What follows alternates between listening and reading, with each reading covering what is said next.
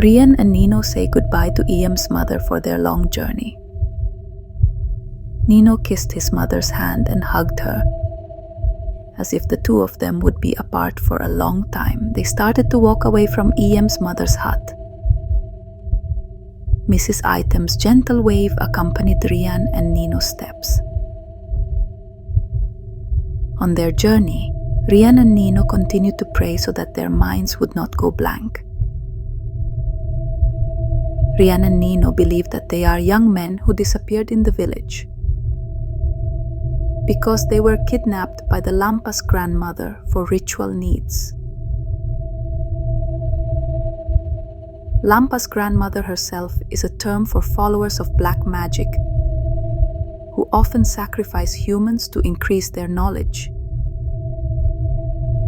Even though their determination is strong, they are still wary, afraid that this trip would fail, with the risk of never returning. The journey of these two young men, only provided with 2 packs of rice with boiled cassava leaves as a side dish and 1 piece of bamboo made like a bottle filled with water. Nino explained that if there is something on the way like strange things, it's just a trick of supernatural beings. And not long after what Nino said, Rian saw a village that was very ancient and looked very shabby. Nino ordered, "Whatever happens, Rian can't be far from her. Stay focused, don't look left or right." Until finally Rian and Nino entered the ancient village. As could be expected, all the residents of the ancient village looked at Rian and Nino sarcastically. Their faces were pale with blank looks and were frozen at the same time. The two of them arrived at the end of the village. Finally, Rian and Nino entered the forbidden forest, and finally they arrived at the gate. Nino stopped walking, followed by Rian. Nino gave him a package, which was the wooden branch that Iam's mother had told him would save the village youth. Nino ordered when Rian entered the magical village, "So run as quickly as possible, because the supernatural beings inside will fight to get the package containing the twigs. Meanwhile, Nino will run behind Rian to guard him." Beyond reason, it was not 1 or 2 creatures that they saw,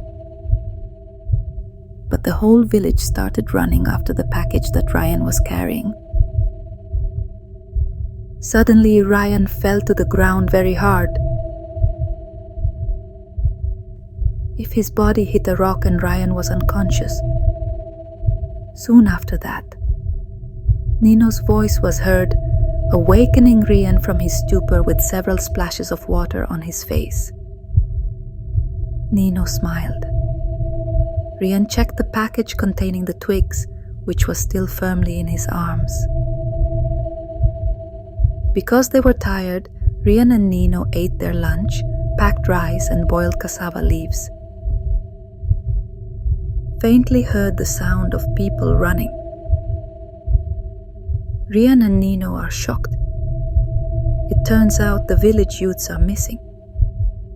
They managed to escape from Grandma Lampas' ritual, but they just circled around in the forest without knowing a way out.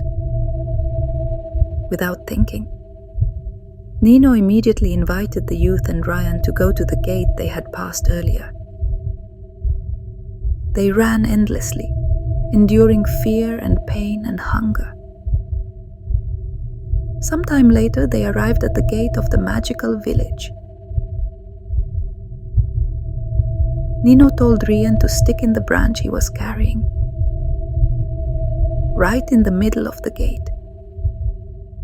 The small twig slowly grew and grew into a very large tree that was getting bigger and bigger.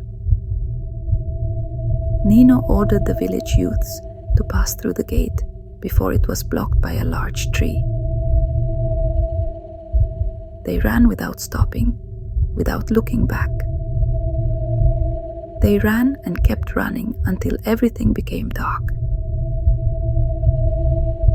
Rian and the village youths began to wake up one by one. A crowd of villagers gathered to greet them carrying torches. Rian looked around. Nino wasn't there. It turns out that Nino deliberately sacrificed himself to save the village youths and Rian from being returned to the real world by the old grandmother.